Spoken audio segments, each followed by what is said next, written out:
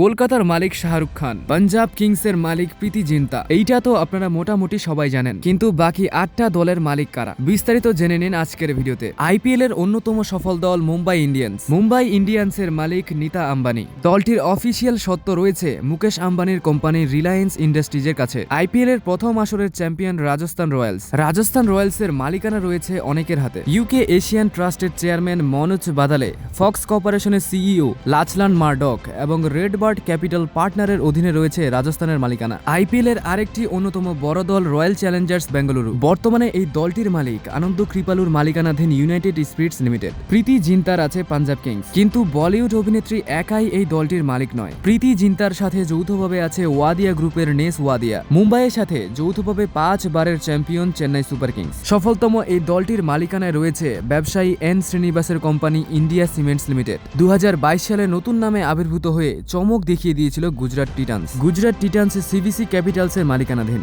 IPL এর আরেকটি অন্যতম দল দিল্লি ক্যাপিটালস। এই দলের মালিকানা রয়েছে জেএসডব্লিউ ও জিএনআর গ্রুপের কাছে। আইপিএল এর আরেকটি নতুন দল হলো লখনৌ সুপার জিয়ান্টস। এই দলটির মালিক ভারতীয় ব্যবসায়ী সঞ্জীব গোয়েঙ্কা।